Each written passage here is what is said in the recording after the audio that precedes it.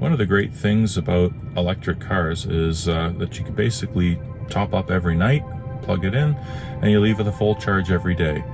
So on average, most days, I have more range than I did once my gas car started to use up fuel, and I wouldn't go for a week or two to fuel up. The electric car has been more consistent and instant heat getting out of the garage. I love it. But what about road trips? What about a road trip where we're going to go, say, an average of 70 miles an hour or 110 kilometers an hour, and then we need to stop and charge up? Is it effective? How quickly can we recharge and get going again? Well, we're going to find out, because we're going up again to Algonquin Park today, and our first stop is 300 kilometers from here, and we're going to be charging up and seeing what kind of a charge we can get.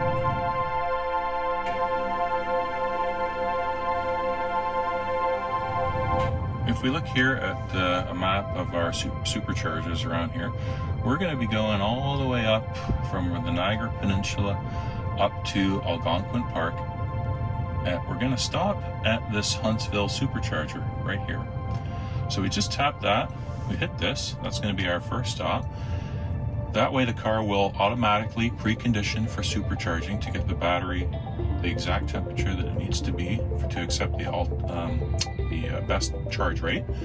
And once this updates quickly, we're going to see our path is all the way up here, and it's going to say, well, 295 kilometers. And if we expand this and scroll down to the bottom, we can see that we're going to arrive at the supercharger with an estimated 19% charge. Now, that's if we go, along the road at, say, 60 miles an hour, 100 kilometers an hour, but often the traffic is going faster than that. Keeping up with traffic would probably come in around 10% less than that, because we'll be going 10 or 15 kilometers an hour quicker on average, just to keep up with the traffic. And so that should put us in a range where we'll have optimal supercharging speeds, and we'll see how long it takes us to, say, get 50-60% charge, which would typically be enough for you, or 60-70% say, to hop to the next supercharger. In our case, we won't need a next supercharger. We'll probably go all the way up to 90-100% to give us, so we still got to go 80 kilometers into our campsite, into the park, drive around to do hiking, biking, canoeing, that sort of thing, use some air conditioning, maybe catch a movie one night on the screen, and then still drive back out. And so we want to have enough power for all that stuff. But this will be a good test to see how much we can get and how quickly, and let's check it out. I should also note that we didn't charge to 100% because ideally you want to be charging in the lower portion of the battery for optimal charging rates. So we don't need 100% to get to our destination with a comfortable margin. So we charged up to 87% and we're good to go. So for the most accurate projection of range, it's actually not this one up here. This is your EPA estimated range. You can check on the meters, Tesla support websites that talk about that. But the energy graph down here, if you go to the trip, you have a destination put in. This is the most accurate estimate of range. And on consumption, it is actually taking your usage, your driving style into account based on the last 10, 25, or 50 kilometers of range. In 200 meters.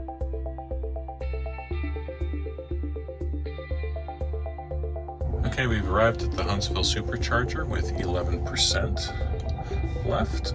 So that's how we planned it. We set it to 85% when we first got here. We're gonna slide this up to 100%. We're going to pick up some supplies here for the camping trip and just let it charge. But first we'll see how quickly, if this, in a road trip situation, how fast we could add range now. Okay, supercharging is ramping up. 131 kilowatt, 133. We've added 1% already. We came in at 10:48 a.m. This is a version 2 supercharger, so it's maxed out at 150 kilowatt. Had this be a version 3 supercharger, we would get up close to 250 kilowatt. It would save us about 5 minutes probably. But Still, we should do pretty good progress at this rate. So 1 minute or so into supercharging, we've added a 5% range, and now we're just touching 139, 140 kilowatt as we get into the sweet spot for charging.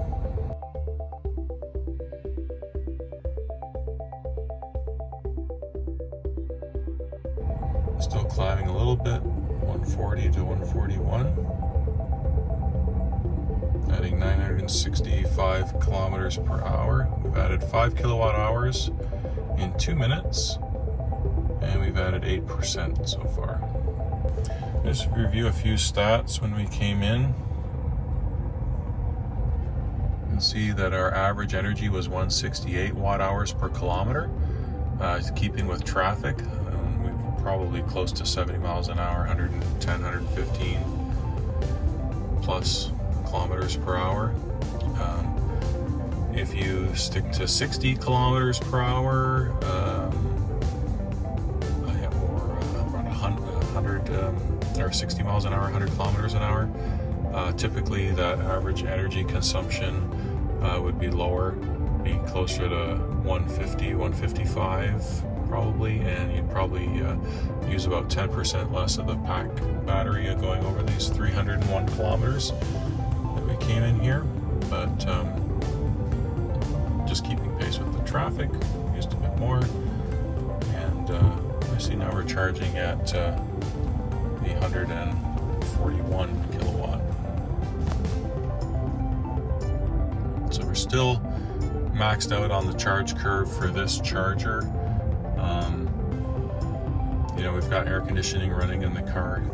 We turn that off momentarily and just see if that affects the amount of draw.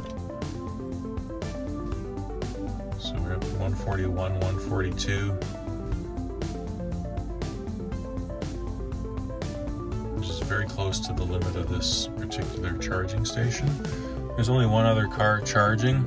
We'll have to do a comparison at a 250 kilowatt charger. I know the car does go much higher than this. This is, I suspect, for whatever reason, we're maxing out the charge capacity of this particular station here right now, even though it's listed as a 150. At about 142. I know pulling into version 3 superchargers, I get very close to 250, so it's not a limitation on the car per se. It's more a limitation of the particular station we're at. Okay, 5 minutes into supercharging, we've gone from 11% to 30%. So we've almost added now 6 minutes in. So in 6 minutes, we'll have added 20%. And we're still at 141, 142 kilowatts. And you can also see here that the current session is calculating the cost of the supercharger session. And in a Tesla, you just plug in, you have a credit card that's already connected to your account. When you plug into the supercharger, it recognizes which car you are automatically. There's nothing to do, and that supercharging charge will just automatically get billed to your credit card. So I want to see what kind of charge we can pick up in just 15 minutes, which is only marginally longer than say a typical gas stop would be by the time you would go in and pay and bathroom break, that sort of thing. Might be 15-20 minutes, but at 15 minutes we'll pause this video and then jump to the end after we do our own shopping here to stock up for stuff. 15 minutes is not a long time to wait, and then if you were on a road trip, we could see what kind of charge we would grab right after that. That'll be at 11:03 a.m. We're at 10:57 and we've already picked up 30%. Okay, we're still maxed out at the 141 kilowatt at this station, and we're at 10:59, so another 4 minutes or so until we hit the 15-minute mark, and we are at 49%. We came in with 11, so we'll check in again and see where we are at the 15-minute mark. And again, if this had been a version 3 supercharger, we'd be holding a much higher charge rate until now, and shave a few minutes off of our charge. Okay, we're still like charging like a boss. It's just started to drop here to 136. It just started to drop from the max 141, 142. So now the battery is slowing down what it can take. But we still got 2 minutes to go, roughly, until we hit the 15-minute mark. We're at 55%, 56% state of charge. We came in with 11.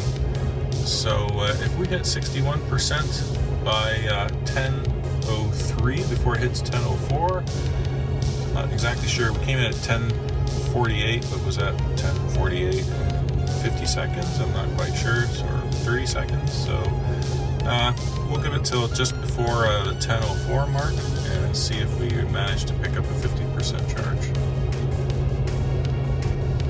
Okay, 60%. It's 11:03. We're dropped to 121, 122 kilowatts. If we can pick up that 1 more percent before before it changes up to 11:04, then we've added 50% of the battery pack in 15 minutes. There we are. It's 15 minutes now.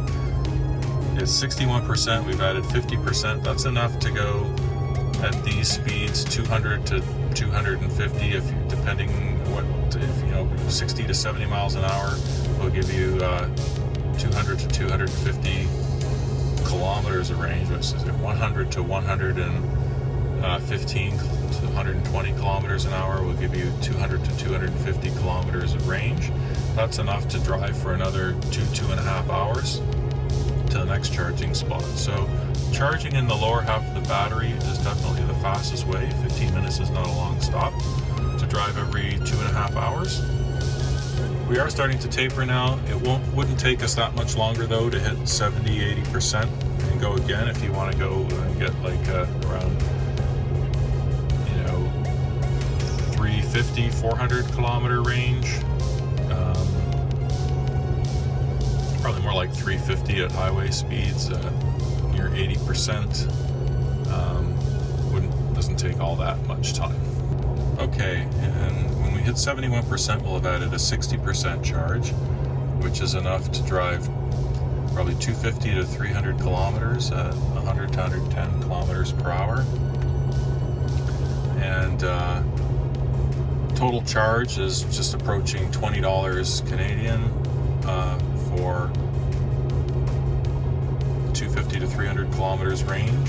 So maybe 500 to 600 kilometer range would cost about $40. It's way less expensive than gas. And I should point out that charging at a supercharger is significantly more expensive than charging at home. Our electricity rates at home are around 12 cents a kilowatt hour overnight, taxes and everything factored in. It costs about $8 to charge the car to go between 400 to 500 kilometers at home. More, it's a premium charge at a supercharger, but still significantly cheaper than fuel. Okay, so just 20 minutes in, we've added 62% range, and it's down to 83 kilowatt, and we're just gonna let it fill all the way up to 100 because we got to go into the park. It's 160 kilometer round trip return just to the park, plus the driving we want to do inside, and maybe watch a movie in here and cool down in the air conditioning and stuff like that. So we're going to give ourselves a big buffer. This test was done with my 2018 Model 3 long range rear wheel drive, and when it was new it had a rated range of 499 kilometers, and currently the BMS reports around 481 to 482 kilometers at a full 100% charge. I'll put a link up above about battery degradation over 4 years since I've had the car. But if you got a long range all-wheel drive Model 3 today, it's rated at a higher kilometers range of 568 kilometers. If you were doing the same driving with that car, at about 15% range to all the range quotes I've given. If you had the new rear-wheel drive LPF battery Model 3, maybe take off 10 or so % range from these estimates.